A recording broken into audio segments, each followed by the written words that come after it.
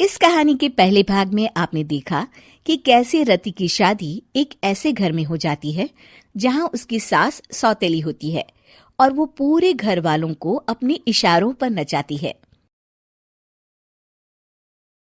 रति छत से सूखे कपड़े उतार कर ले जा रही थी कि तभी उसकी नजर लक्ष्मी पर पड़ती है, जो किसी तरह चोरी से सुनील की अलमारी खोलने की कोशिश कर रही होती है। अरे, ये माँ जी को क्या हो गया? चोरों जैसे क्यों आप मेरी अलमारी खोल रही हैं माँ जी? आपको क्या चाहिए मुझे बताइए।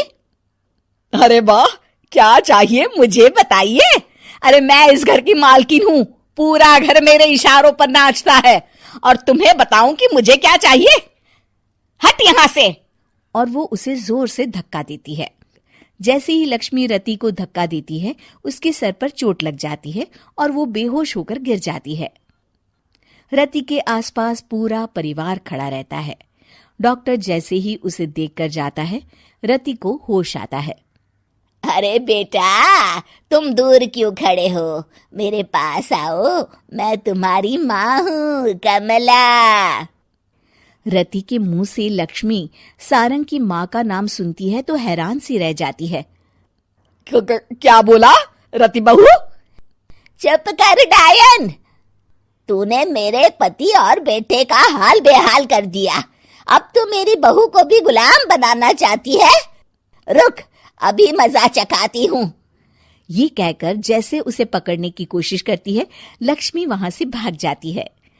लक्ष्मी के जाने के बाद रति अपने ससुर और पति की तरफ देखकर मुस्कुरा देती है। दोनों समझ जाते हैं कि ये रति की चाल है। अगली सुबह लक्ष्मी का पति खाना लेकर खेत में जाने के लिए निकल ही रहा होता है कि लक्ष्मी उसे रोक देती है। अरे कहाँ चल दिए खाना लेकर? आज घर का काम कौन करेगा? तभी पीछे से रति आ जाती है और जोर से चिल्लाती है। कौन इनको काम पर जाने से रोक रहा है? मैं अभी उसे मजा चखाती हूँ। जैसे ही रति लक्ष्मी की तरफ बढ़ती है, लक्ष्मी घबरा जाती है। मैं तो मजाक कर रही थी बहन। आखिर मैं कौन होती हूँ रोकने वाली? मैं तो बस ये पूछ रही थी कि घर का काम कौन करेगा। कौन क्या? तू करेगी। चल उठा झाड़ू और शुरू हो जा। लक्ष्मी पूरे घर में झाड़ू पोछा लगा रही होती है कि अचानक सामने सारंग खड़ा हो जाता है। अच्छा माँ, मैं काम पर जा रहा हूँ। रति के मामा की फैक्ट्री है, मैं वहां आज से मैनेजर के तौर पर काम करूंगा। सैलरी भी अच्छी है। अरे सारंग, तुझे क्या जरूरत पड़ गई काम करने की? और बेटा तू बाहर काम करेगा तो इस बड़े से घर को मैं कैसे संभालूंगी? अभी तो पूरा काम बाकी पड़ा है। तभी वहां रति आ जाती है। अरे बेटा सारंग, जा, नौकरी पे जा रहा है ना, जा। और हाँ, आते वक्त घर के लिए सब्जियां ले आना। ये लक्ष्मी बैठी बैठी मोटी हो रही है, जरा काम भी तो कर ले।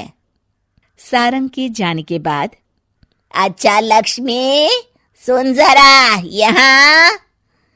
लक्ष्मी अपनी बहू रति को सारंग की पहली माँ जो मर गई है वो समझकर उसके पास जाती है। अरे बहन, ऐसा क्या हो गया जो तुम्हें वापस आना पड़ा? मैं तो बड़े ही प्यार से इस परिवार को चला रही थी।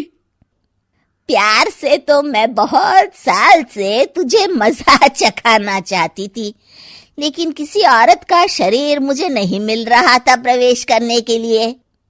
अब से ना मैं बहू के शरीर में रहूंगी। और हाँ, तूने कोई भी चालाकी दिखाई या मेरे घर के लोगों को परेशान करने की कोशिश की तो तेरा गला दबा दूंगी। लक्ष्मी रति के मुंह से ये सुनकर डर जाती है और शाम को अपने बेटे और पति के सामने जाकर कहती है, तुम दोनों मुझे माफ कर दो। मैं अब तुम दोनों को कभी परेशान नहीं करूंगी। और बहू, तुम मेरी बेटी की तरह हो, बस अब बेटी की तरह ही बनकर रहना। लक्ष्मी उन लोगों को इतना कहकर वहां से चली जाती है और उसके जाने के बाद तीनों एक दूसरे की तरफ देखकर हंस देते हैं।